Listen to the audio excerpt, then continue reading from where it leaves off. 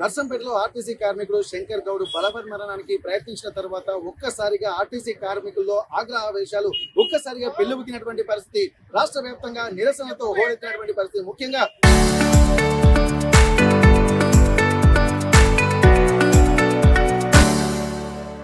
నర్సంపేట, అలాగే వరంగల్, మహబూబాబాద్, అలాగే భూపాలపల్లి, జనగామ ప్రాంతాల్లో కూడా ఒక్కసారి ఆర్టీసీ కార్మికులు తమ నిరసన గళాన్ని ఇక్కడ వినిపించారు. చౌరస్తాల చుట్టూ మొత్తం ప్రదక్షిణలు చేసుకుంటూ ఇక్కడ జరుగుతున్నటువంటి పరిణామాలు ప్రభుత్వం ఇప్పటికైనా గమనించకపోతే ఇంకెంతమంది కార్మికులు ఇట్లాంటి పరిస్థితులకు అంటే వెళ్లాల్సినటువంటి అవసరం ఉంటుందనే ఒక ప్రశ్నలు తలెత్తుతున్నాయి. అందులో భాగంగానే జనగామలో కూడా ఇక్కడ శంకర్ గౌడ్ యొక్క చిత్రపటానికి చూసుకుంటూ ప్రభుత్వ నిరంకుశ పాలనకు ఇది నిదర్శనం అన్నటువంటి విషయంతో ముఖ్యంగా ఆ శంకర్ గౌడ్ ఎట్లాంటి దీన స్థితిలో ఉన్నాడో ఆ పోస్టర్ వేసుకుంటూ మొత్తం జనగామ చౌరస్తా చుట్టూ కూడా వాళ్ళు ఒక నిరసన జ్వాలలు మిన్నెంటుతున్నటువంటి పరిస్థితి. దీనికి సంబంధించి కూడా ఉన్నటువంటి కార్మికులు కూడా చాలా తీవ్రమైనటువంటి ఆందోళనకు గురవుతున్నటువంటి నేపథ్యంలో ఒక్కసారి మనం కార్మిక నాయకులతో మనం మాట్లాడడం ఏం జరుగుతుంది ఒకసారి ప్రశ్న సాదిక్ గారు, ఇంతవరకు జరుగుతున్నటువంటి పరిణామాలు మీరు ఉదయం నుండి కూడా చెప్తూనే ఉన్నారు. రాష్ట్రంలో జరుగుతున్నటువంటి పరిస్థితులు ఎంత విపరీత పరిస్థితులకు దారితీస్తాయన్నటువంటి ఒక ఆందోళన కూడా కార్మికులు వ్యక్తం చేస్తున్నారు. కొంతమంది తమ భావోద్వేగాన్ని ఆపుకోలేక బలవన్మరణాలకు పాల్పడేటువంటి పరిస్థితులు ఉంటాయని చెప్పి కూడా ముందే హెచ్చరించినటువంటి పరిస్థితి. అనుకున్నట్టుగా నర్సంపేటలో జరుగుతున్నటువంటి శంకర్ గౌడ్ మీరు ఎట్లా చూస్తున్నారు? అసలు ఎట్లాంటి పరిణామాలు దారి తీయబోతున్నాయి ప్రస్తుత పరిస్థితులు? ముఖ్యంగా ఇది చాలా విచారించదగ్గ విషయం. మిత్రుడు శంకర్ చాలా తొందరపాటు చర్యగా మేము అభివర్ణిస్తున్నాం. ఏ ఒక్క కార్మికుడు కూడా ఇటువంటి తొందరపాటు చర్యకు పూనుకోవద్దని మేము పిలుపునిస్తున్నాం. కార్మికుల వైపు తెలంగాణ సమాజం మొత్తం నిలబడి ఉందని చెప్తున్నాం. కార్మికుల వైపు తెలంగాణ సమాజం మొత్తం నిలబడి ఉంటుంది. కార్మికులకు ఏమీ కాకుండా ఆర్టీసీని ఆ రోజు కేసీఆర్ నియంతృత్వంలోనే రక్షించుకున్న నేపథ్యం ఉంది. 57 రోజుల ఉద్యమ కాలంలో ఆ రోజు అనేక బలవన్మరణాలు జరిగితే ఇదే జనగామ ప్రాంతంలో మా సాదిక్ ఫౌండేషన్ తరఫున 57 రోజులు కార్మికులతో కలిసి వారికి భరోసా కార్యక్రమాన్ని నిర్వహించడం జరిగింది. ఆ భరోసా కార్యక్రమంతో ఇక్కడి నుంచి ఏ ఒక్క కార్మికుడు కూడా తన యొక్క ఆత్మస్థైర్యాన్ని కోల్పోకుండా వాళ్ళందరూ మహిళలు, కండక్టర్లు, కార్మికులు 430 మంది అందరూ కూడా ఇక్కడ నిలబడి పోరాటం చేసినటువంటి చరిత్ర మనకుంది. నిలబడి పోరాటం చేయాలి, భయపడొద్దు. భయపడి పారిపోయేది లేదు. మన జీవితం అంటే చాలా ముఖ్యం. మన వెనక కుటుంబాలు ఉన్నాయి అనే విషయాన్ని ప్రతి కార్మికుడు గుర్తుపెట్టుకోవాలని చెప్తున్నాం. కార్మికులకు భరోసాగా ఈ సమాజం అంతా నిలబడుతుంది. మేమంతా కార్మికులకు భరోసాగా నిలబడతాం. ఎట్టి పరిస్థితుల వాళ్ళకి అన్యాయం కాకుండా సమాజం మొత్తం నిలబడుతుంది. కాబట్టి వారు ఎట్టి పరిస్థితుల్లో ఇటువంటి తొందరపాటు కార్యక్రమాలకు పూనుకోవద్దని పిలుపునిస్తున్నాం. ఓకే, ఇంతవరకు ఇంత సిచ్యువేషన్స్ ఎందుకంటే తను తీవ్రమైనటువంటి పైగా కాలిన గాయాలతోటి ఉన్నాడు. ఇక్కడ వరంగల్ MGM లో కూడా పట్టని పరిస్థితి, మళ్ళీ హైదరాబాద్ హాస్పిటల్ కూడా రిఫర్ చేస్తున్నటువంటి సిచ్యువేషన్. దీన్ని ఎట్లా చూస్తున్నారు మరి? ఇది చాలా విచారకరమైన విషయం. ప్రభుత్వం తొందరపడి చేయాల్సిన పని. ఈ రోజు ఏదో మళ్ళా వార్త వస్తుంది, కేసీఆర్ మళ్ళా రేవంత్ రెడ్డి గారు మళ్ళీ రేపటికి వాయిదా, మళ్ళీ రేపు చర్చలనే బదులు అర్ధరాత్రి లోపలనే చర్చలు జరపాలని మేము కోరుతున్నాం. ఎందుకంటే ఇంకొక దగ్గర ఇంకేదో సంఘటనలు మాకు వినిపిస్తున్నాయి. ఈ సంఘటనలు పునరావృతం కావద్దని మేము కోరుకుంటున్నాం. కాబట్టి కార్మికులకు తప్పకుండా రేపు సాయంత్రంలోగానే మేము ఖచ్చితమైన ఒక మంచి విజయవంతమైన వార్తని మనం తెలంగాణ సమాజంలో వినబోతున్నాం. కాబట్టి కార్మికులారా, మీకు ఒక్కటే, ఆర్టీసీ కార్మికులారా భరోసా ఇస్తున్నాం. మీరు భయపడొద్దు, జీవితాలకు విలువనివ్వాలి, బ్రతుకుకుంటూ మీరు పోరాటం చేయాలని పిలిపిస్తున్నాం. కాబట్టి ప్రభుత్వానికి కూడా ఈ విధంగా, ప్రభుత్వానికి పోలీసులకి ఈ రోజు చాలా దుర్మార్గమైనటువంటి పోలీసు ప్రక్రియను ప్రభుత్వం చేపట్టింది. అరే శిబిరాన్ని తీపిస్తారా అండి? ఏదో టెంట్ వేసుకొని కూర్చుంటే దాన్ని తీయాల్సిన అవసరం ఉండేనా ప్రభుత్వానికి? ఎందుకు ఈ ప్రభుత్వం ఈ పని చేసిందో మాకు అర్థం కాదు. దానితోనే ఇది జరిగింది. ప్రభుత్వమే దీనికి బాధ్యత వహించాలని ఈరోజు చెప్తున్నాం. ప్రభుత్వం రేపటి నుంచి మీరు పోలీసులను ఆర్టీసీ డిపోల్లోకి వెళ్ళి తీసేయండి.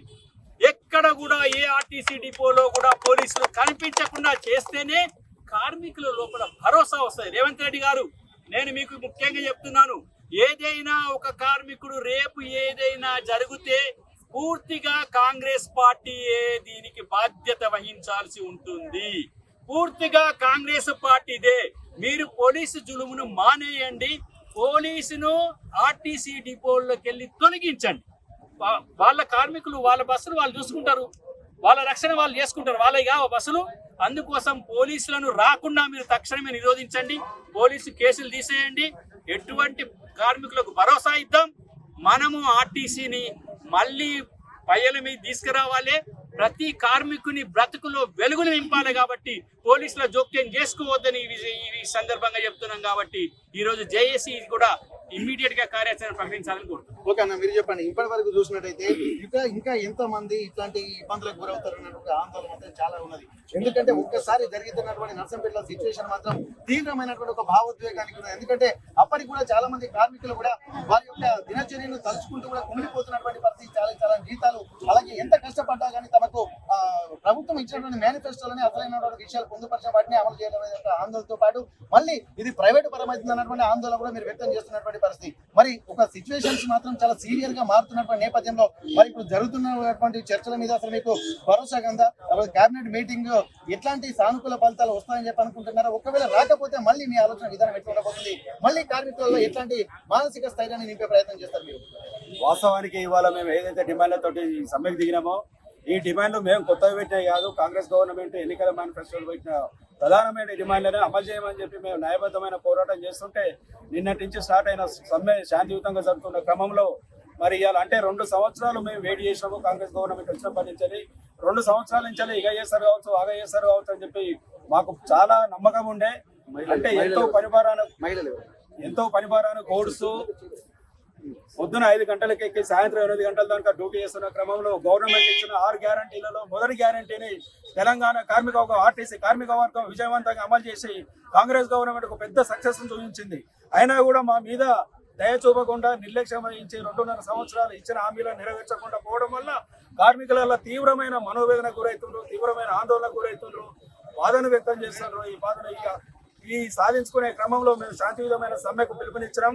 ఆ సమ్మెలో భాగంగా 2వ రోజు కొనసాగుతున్న క్రమంలో ఇవాళ ఈ బస్సులు బలవంతంగా ప్రైవేట్ డ్రైవర్లను పెట్టి, కండక్టర్లను పెట్టి, అనుభవం లేని డ్రైవర్లను పెట్టి బస్సులు నడపడం వల్ల మేము ఇంత న్యాయబద్ధమైన పోరాటం చేస్తుంటే గవర్నమెంట్ ఏంది ఈ విధమైన చర్యలు తీసుకుంటుంది అని చెప్పి ఒక మనోవేదనతోటి ఇవాళ నర్సంపేట డిపోలో సోదరుడు కిరోసిన్ వచ్చింది.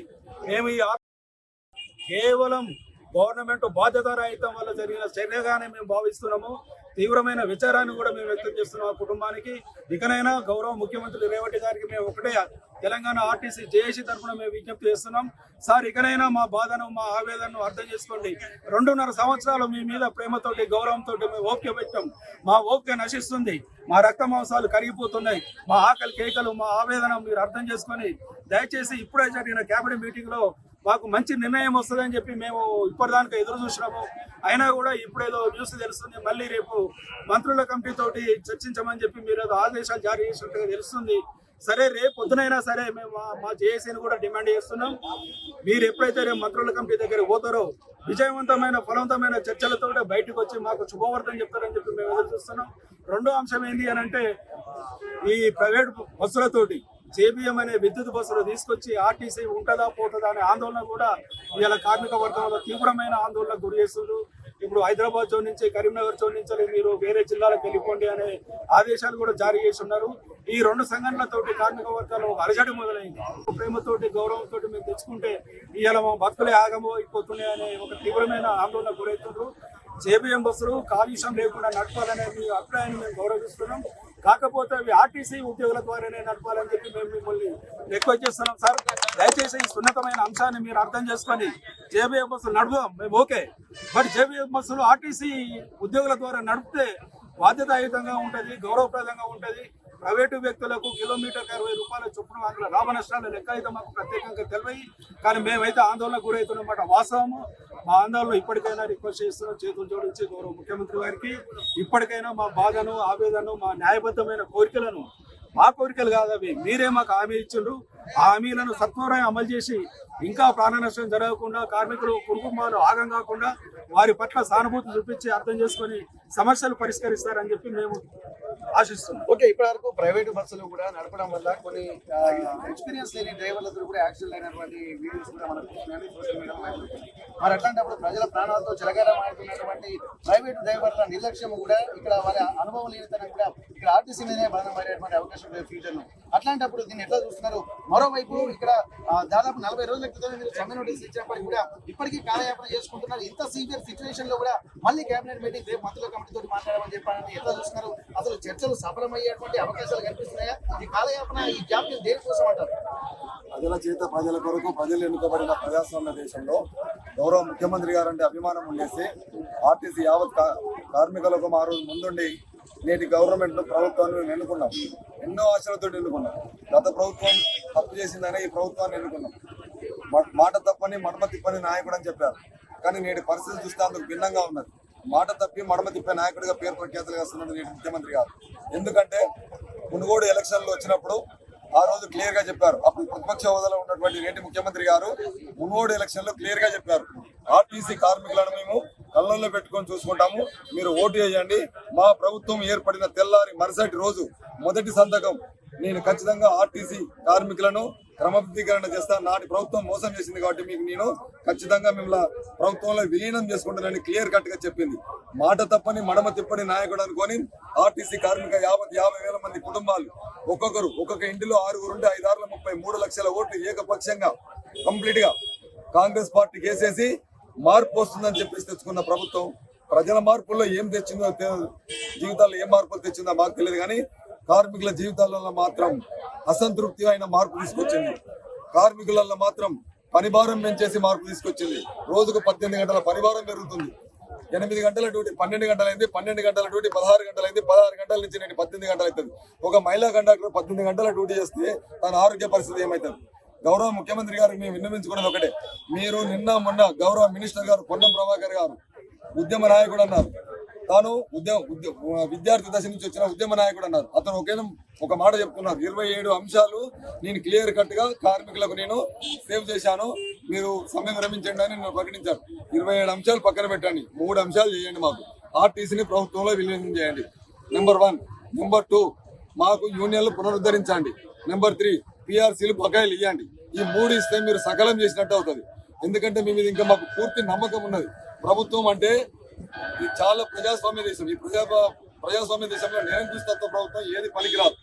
52 రోజులు సమ్మె చేసినప్పుడు నాటి ప్రభుత్వం ఇక్కడ కార్మికులకు టెంట్ వేసుకొని మీరు ప్రజాస్వామ్యబద్ధంగా చేసుకోమని చెప్పేసి మాకు ఇక్కడ కల్పించారు. కానీ నేటి ప్రభుత్వం ఈ రోజు మేము కనీసం ఈ బస్ స్టాండ్, ఈ డిపో ఇది మా ఆస్తి, మా కార్మికుల ఆస్తి, ఇది ప్రజాస్వామ్యబద్ధంగా ప్రజల ఆస్తి. మమ్మల్ని ఇక్కడ నిలబడనీయకపోతే రేపటి పరిస్థితి ప్రజలు ఎలా ఉంటుంది అంటే గవర్నమెంట్ ఆధీనంలో ఉన్నప్పుడే మమ్మల్ని నిలబడని తెలియదు. రేపు పొద్దున ప్రైవేట్ పరం అయితే ప్రజల్ని బస్ స్టాండ్ చుట్టుపక్కల నిలబడనిస్తారా? ఇది పోలీసు గవర్నమెంట్ చేసే పని. కాబట్టి దయచేసి మీ కార్మికులం, మేమేమి వీధి గుండాలం కాదు, సంఘ విద్రోహ శక్తులం కాదు, రౌడీలం కాదు. ఈ ఆస్తిని కాపాడుకునే కార్మికులం, ప్రయాణికుల్ని సురక్షితంగా తీసుకెళ్లే రథసారథులం. మీరు పెట్టిన ఎలక్షన్ మేనిఫెస్టోలో పెట్టినటువంటి ముఖ్య అంశాలలో 6 మీరు గవర్నమెంట్ వచ్చిన 2వ రోజే మేము మా భుజ స్కంధాల పైన వేసుకొని మా కార్మిక యావత్ లోకం మీరు పెట్టినటువంటి ఫ్రీ బస్ సర్వీస్ ను ఇప్పటి వరకు భుజ స్కంధాల పైన మోసుకుంటూ వస్తున్నాం. కానీ నేను అది విఫలమైపోయింది. మీ మీద ఉన్నటువంటి నమ్మకం చచ్చిపోయింది కార్మికులలో. ఆ రోజు 52 రోజులు సమ్మె చేస్తే 10 రోజుల తర్వాత ఒక కార్మికుడు మరణం పొందాడు, బాధపడ్డాం. కానీ నేడు మీరు పెట్టిన నిర్బంధం వల్ల, పోలీసు నిర్బంధం వల్ల నేడు వరంగల్ జిల్లా నర్సంపేటలో కార్మికుడు శంకర్ గౌడ్ అనే కార్మికుడు ఈ రోజున ఆసుపత్రిలో పాలై విషమ పరిస్థితిలో ఉన్నాడు. దీన్ని ప్రభుత్వ ప్రకటించుకుంటున్నాం. ప్రభుత్వ ఎందుకంటే క్లియర్ గా చెప్తున్నాం, గౌరవ ముఖ్యమంత్రి గారు పదే చెప్తా ఉంటాడు, నేను మీకు ఎప్పుడు కూడా ఎల్లప్పుడు కార్మికులను కాపాడుకుంటాను. కానీ నేడు కార్మికుల మరణం సంభవించింది. కాబట్టి దీనికి ప్రభుత్వం బాధ్యత తీసుకోవాలి. తక్షణం సీఎం గారు నేటి మీటింగ్లలో ఖచ్చితంగా కార్మికులను ఆలోచించి, వారి జీవితాలను ఆలోచించి, దయచేసి మీరు మా 50,000 మంది కార్మికుల పక్షాన మిమ్మల్ని తెలంగాణ ప్రజలను 7 కోట్ల మంది ప్రజల పక్షాన మిమ్మల్ని కోరుతున్నాము. ఖచ్చితంగా ఆల్రెడీ గెజిట్ అయిపోయింది, పేరు ఆ గవర్నమెంట్కి వస్తుందని మీరు ఆలోచించి ఇంతవరకు నిర్ణయం తీసుకోలేదు అనుకుంటున్నాం. ఏ గవర్నమెంట్కి వచ్చినా మీరు మాత్రం ఖచ్చితంగా మీరు విలీనం చేస్తే యావత్ కార్మిక లోకం మీకు పాదాభివందనం చేసుకుంటే మీకు రుణపడి ఉంటుంది. కాబట్టి దయచేసి గౌరవ ముఖ్యమంత్రి గారిని మేము కోరుకునేది ఒకటే, గౌరవ రెవెన్యూ మినిస్టర్ గారిని కూడా ఈ 3 అంశాలు తొందరగా తేల్చి ప్రజలకు ఇబ్బంది కలగకుండా, మా కార్మికులకు ఇబ్బంది కలగకుండా చూస్తారని ఆశిస్తూ సెలవు తీసుకుంటున్నాను. ఇక్కడ మనం గమనించాల్సింది ఏంటంటే చాలా సీవియర్ ఇష్యూస్ వదిలిపెట్టేసి కేవలం 30 అంశాలలో 27 అంశాలు, ఎందుకంటే ప్రధానమైన ఏది మాత్రం ప్రాధాన్యం లేనటువంటి అంశాలని కూడా సానుకూల దృక్పథంతో ఉన్నామని చెప్పడం కూడా గమనించాల్సినటువంటి. ముఖ్యంగా 3 డిమాండ్లు మాత్రం నెరవేర్చాలంటున్నారు. ఒకటి, ఆర్టీసీని ప్రభుత్వంలో విలీనం చేయాలంటున్నారు. పిఆర్సీలను కూడా ఖచ్చితంగా ఇవ్వాలన్నటువంటి మెయిన్ ప్రధాన డిమాండ్లను వదిలిపెట్టి విస్మరించి మామూలు డిమాండ్లను నెరవేర్చాలన్న ఎట్లాంటి అర్థం లేదన్నటువంటి ఆందోళన మాత్రం కలుగుతుంది. ఇవి కనుక ఈ ప్రధానమైనటువంటి 3 డిమాండ్లు కనుక చేస్తే తమకు ఇక్కడ ఉన్నటువంటి 50,000 కుటుంబాల ఆర్టీసీ కార్మికులలో ఒక చైతన్యం నింపినటువంటి వాళ్ళు, శక్తి నింపిన వాళ్ళు, ఒక భరోసా కల్పించిన వాళ్ళు అవుతారని చెప్పి అంటున్నారు. మేనిఫెస్టోలో పెట్టినటువంటి అంశాలను ఇక్కడ మేము అడుగుతున్నాం తప్ప గొంతమ కోరికలు కాదన్నటువంటి ఒక విషయాన్ని కూడా గుర్తు చేసుకోవాలని చెప్పి అంటున్నారు. ఇప్పటికీ కార్మికుల పక్షాన నిలబడతాం అనుకుంటున్నటువంటి ప్రభుత్వం కార్మికులను మొదటి రోజు ఇబ్బందికర వాతావరణము, రెండో రోజుకి వచ్చేసరికి కూడా పరంపర కొనసాగేటువంటి పరిస్థితులకు దారి తీసాయంటే ఎట్లాంటి నిరంకుశ పాలన జరుగుతుందో ఒకసారి గమనించాల్సినటువంటి అవసరం ఉంటుంది అంటున్నారు. ఇటువంటి విధంగా పునరావృతం అయితే కార్మిక వర్గాల్లో మరింత ఆందోళన జరిగేటువంటి అవకాశం ఉంటుంది. ఇప్పటికే ప్రైవేటు బస్సులను కూడా తీసుకువచ్చి ఒక ఇంత ఆందోళనకరమైనటువంటి రోజు దినదిన గండంగానే ఆర్టీసీ కార్మికులు బతుకుతున్నారన్నటువంటి ఒక ఆవేదన మాత్రం వాళ్ళలో వ్యక్తమవుతుంది. ఇప్పటికైనా ప్రభుత్వం పునరాలోచించి ఖచ్చితంగా తమ డిమాండ్లను పరిష్కరించేంత వరకు ఒక సానుకూల వాతావరణం క్రియేట్ చేసి ఒక భరోసా కల్పించేటువంటి నిర్ణయాలు రేపటిలోగా వస్తాయన్నటువంటి ఒక ఆశాభావం మాత్రం కార్మికులు వ్యక్తం చేస్తున్నటువంటి పరిస్థితి. నర్సంపేటలో జరిగినటువంటి దాన్ని కూడా చాలా తీవ్రంగా పరిగణిస్తున్నారు. వారి కుటుంబానికి కూడా భరోసాగా నిలవాల్సినటువంటి పరిస్థితులు కనిపిస్తున్నాయి. కాబట్టి ఎవరు మాత్రం ప్రయత్నాలు చేయకూడదన్నటువంటి విజ్ఞప్తిని ఇక్కడ జేఏసీ నాయకులు, ఆర్టీసీ కార్మిక సంఘాల నాయకులు కూడా చెప్తున్నారు. మరోవైపు ఇక్కడ యూనియన్లు ఉండడం వల్ల కూడా ఒక భరోసా కల్పించేటువంటి ప్రయత్నాలే తప్ప యూనియన్ల వల్ల ప్రభుత్వానికి ఎట్లాంటి నష్టం లేదన్నటువంటి ఒక 3 ప్రధాన డిమాండ్లను కూడా ముందుస్తున్నారు. యూనియన్లను రద్దు చేయాలన్నటువంటి ఆలోచనను విరమించుకొని ఇక్కడ కార్మికులకు భరోసాగా నిలబడేటువంటి ప్రయత్నాలే యూనియన్లు చేస్తాయి తప్ప వేరే ఇష్యూలలో తలదూర్చవు. ప్రభుత్వ పరిపాలన వాళ్ళు చేసుకొని, కానీ మా కార్మిక సంఘాలకు సంబంధించి ఆర్టీసీ తమ కొంత స్వయం ప్రతిపత్తి వ్యవస్థ ఉంది. అట్లాంటి వ్యవస్థలో తామే పరాయి వాళ్ళుగా చేసేటువంటి కుట్రలు జరుగుతున్నాయి. ఉదయం కూడా ఇక్కడ నిరసన చేసుకునేటువంటి పరిస్థితులు లేవు.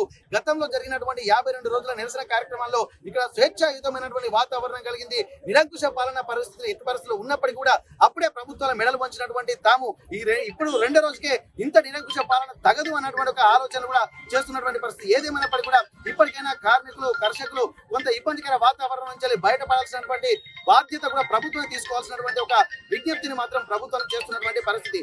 జనగామ చౌరస్తా నుండి కెమెరా పర్సన్ వంశీతో వెంకటరత్నం, RTV వరంగల్.